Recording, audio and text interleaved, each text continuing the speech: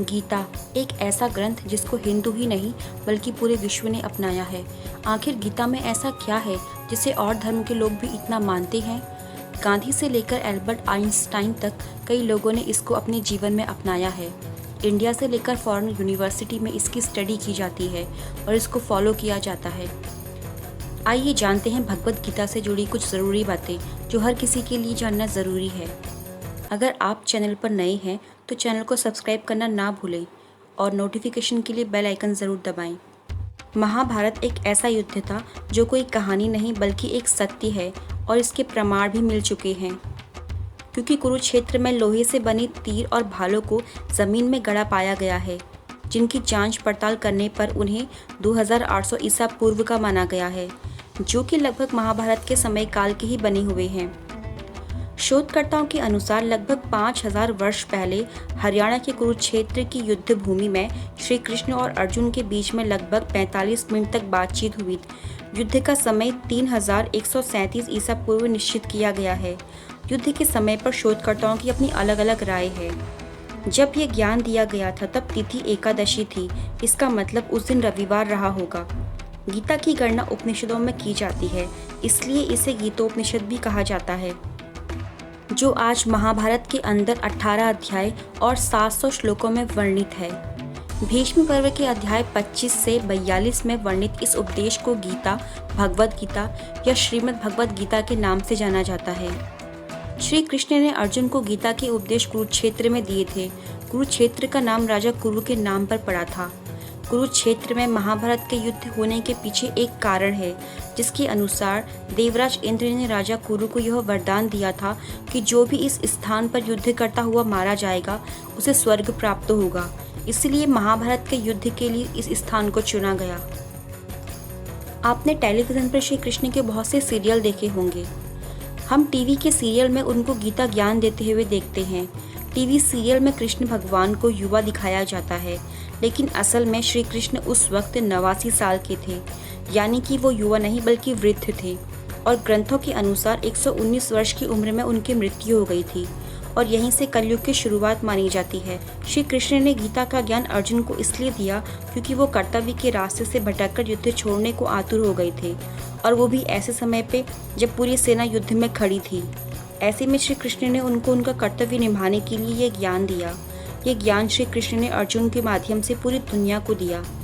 इसके अलावा आपने 18 अंक को महाभारत और गीता में अक्सर सुना होगा, जिसका एक विशेष महत्व है। महाभारत में कुल 18 पर्व हैं, गीता में कुल 18 अध्याय हैं। महाभारत का युद्ध 18 दिन तक चला था। इसके अलावा 18 अंक का हिंदू धर्म में विशेष महत्व है। 18 उपपुराण हैं, कुल 18 पुराण हैं और 18 धर्मशास्त्र हैं। महाभारत के युद्ध में 18 का अंतिम सत्य ये है कि महाभारत के युद्ध के बाद कौरवों की तरफ से 3 और पांडवों की तरफ से 15, यानी कि 18 योद्धा ही जीवित बचे थे। महाभारत में 18 अंक का होना कोई इत्तेफाक नहीं बल्कि कोई गहरा राज है जो अभी तक कोई नहीं जान पाया। कुछ का ये मानना है कि संस्कृत में 1 अंक का मतलब या है और 8 अंक का मतलब जा है, जिसका अर्थ जाया निकलता है, यानी कि जीत। इसके अलावा आपने हिंदी पिक्चर में देखा होगा कि कोर्ट में गीता पर हाथ रखकर कसम खिलवाई जाती है। ऐसा क्यों होता है? भारत में मुगल शासकों ने धार्मिक किताबों पर हाथ रखकर शपथ लेने की प्रथा शुरू की थी, क्योंकि मुगल शासक कई बार अपने लाभ के लिए झूठ बोलते थे, धोखा देते थे। इसीलिए उनको लगता था कि भारत के लोग भी ऐसा ही करते होंगे। वो उनके वचन पर विश्वास नहीं करते थे, पर वो इस बात पर विश्वास करते थे कि भारत के लोग अपने धर्म ग्रंथ पर हाथ रखकर झूठ नहीं बोलेंगे। इसलिए गीता पर हाथ रखकर कसम खाने की प्रथा मुगलों ने शुरू की थी। अंग्रेज़ों ने आगे चलकर इसको एक कानून बना दिया और इसके तहत इंडियन ओथ एक्ट 1873 पास किया गया और सभी अदालतों में इसको लागू किया गया। इस एक्ट के तहत हिंदू संप्रदाय के लोग गीता पर और मुस्लिम संप्रदाय के लोग कुरान पर हाथ रख के कसम खाते थे। भारत में किताब पर हाथ रखकर कसम खाने की ये प्रथा 1969 में समाप्त हुई और सभी धर्मों के लिए एक समान शपथ खाई जाती है, जिसे 12 साल से कम उम्र के बच्चे नहीं खाते, क्योंकि 12 साल से कम उम्र के बच्चों को भगवान का रूप माना जाता है। इसका मतलब अब कोर्ट में गीता पर हाथ रखकर कसम नहीं खाई जाती।